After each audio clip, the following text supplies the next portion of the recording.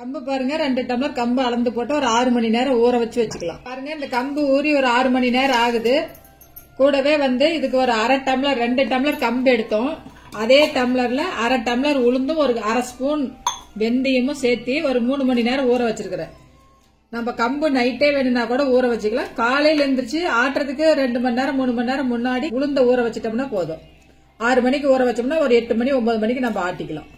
இப்ப பாருங்க, முதல்ல நம்ம இந்த ஊற வச்ச உளுந்த நல்லா பஞ்சு மாதிரி அரைச்சு எடுத்துக்கலாம்.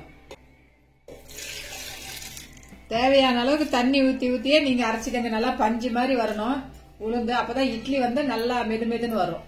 உளுந்து அரைச்சிட்டு காட்டுறோம் உங்களுக்கு. பாருங்க, மாவு இந்த அளவுக்கு இருக்குது. இன்னுமே நல்லா தண்ணி ஊத்தி நல்லா பஞ்சு மாதிரி அரைச்சிக்கலாம். மாவு எந்த அளவுக்கு பஞ்சு மாதிரி வருதோ அப்பதான் இட்லி நல்லா மெதுமெதுன்னு வரும்.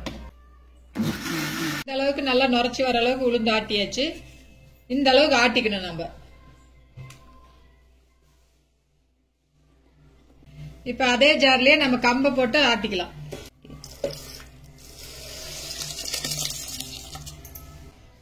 இதை நல்லா இட்லி மாவு பதத்துக்கு ஆட்டி எடுத்துக்கலாம். நம்ம கம்பு கொஞ்சம் தண்ணி கம்மியா ஊற்றி ஆட்ட மறுபடியும் தண்ணி சேர்த்து ஆட்டிக்கலாம்.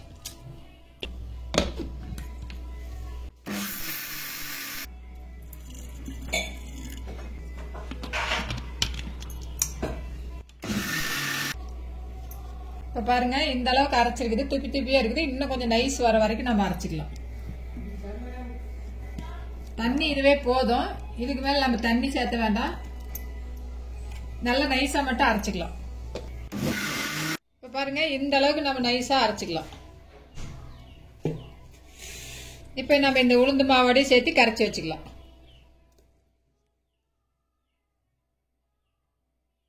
இந்த மாவை கரைக்கிறதுக்கு கொஞ்சமா தூள் உப்பு சேர்த்துக்கலாம்.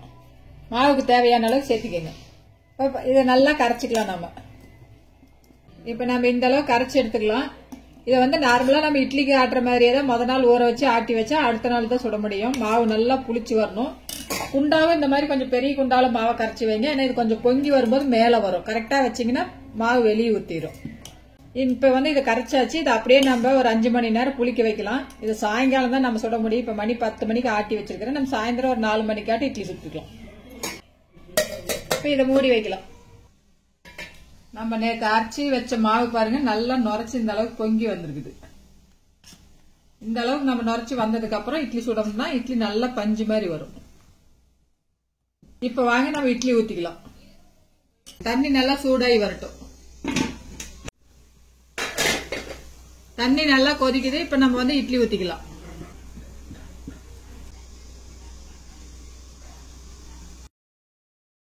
நம்ம அப்படியே இந்த ஒவ்வொரு குழியா இட்லி ஊத்தி எடுத்துக்கலாம். இது நல்லா வெந்து வரட்டும். அது வரைக்கும் நம்ம மூடி வைக்கலாம்.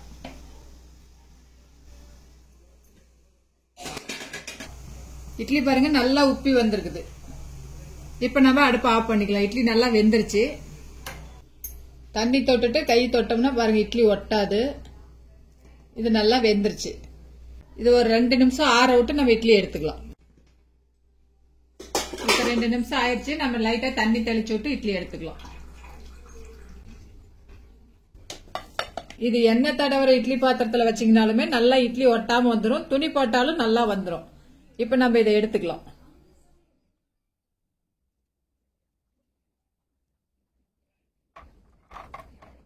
பாருங்க, இது அருமையான கம்பு இட்லி புசு புசுன்னு ரொம்ப சூப்பரா ரெடி ஆயிடுச்சு. சாப்பிடறதுக்கு ரொம்ப டேஸ்டா இருக்கும். இதே மாவுலயே நம்ம தோசையும் ஊத்திக்கலாம். இப்ப அதையும் ஊத்தி காட்டுறேன். இப்ப பாருங்க, இந்த இட்லி மாவுல கொஞ்சமா தண்ணி சேர்த்திக்கலாம். தோசைக்கு தோசை மாவு பதத்துக்கு கரைச்சிக்கலாம். அந்த மாதிரி தோசைக்கல் அடுப்புல வச்சு சட்டி காஞ்சிருச்சு. இப்ப நம்ம தோசை ஊத்திக்கலாம்.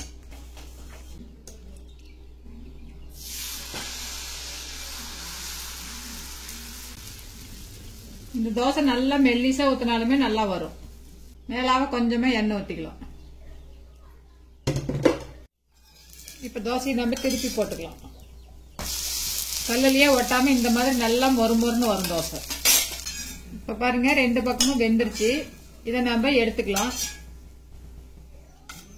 கம்புல நம்ம அரிசி எதுவுமே சேர்க்கல. வெறும் கம்பு, உளுந்து, வெந்தயம் தான் சேர்த்திருக்கிறோம். அரிசி மாவு மாதிரியே கம்புலயே நீங்க எல்லாமே செஞ்சுக்கலாம். இட்லி, இடியாப்பம், தோசை, உப்புமானு நம்ம எல்லாமே செய்யலாம். இதுல அரிசி கலக்கவே தேவையில்லை. கொஞ்சம் கூட எல்லாமே ரொம்ப நல்லா வரும். உடம்புக்கும் ரொம்ப நல்லது. சூட்டை குறைக்கும். உடம்பு வெயிட் குறைக்கணும்னு விருப்பப்படுறவங்க இந்த மாதிரி உணவை நம்ம ரெகுலராகவே எடுத்துக்கிட்டு வரலாம். ஒரு வேளைக்கு டெய்லி ஒவ்வொரு வேளைக்கு சாப்பிட்டு பழகினோம்னாவே இது நம்ம நல்லா சாப்பிட்டு பழகிக்கலாம்.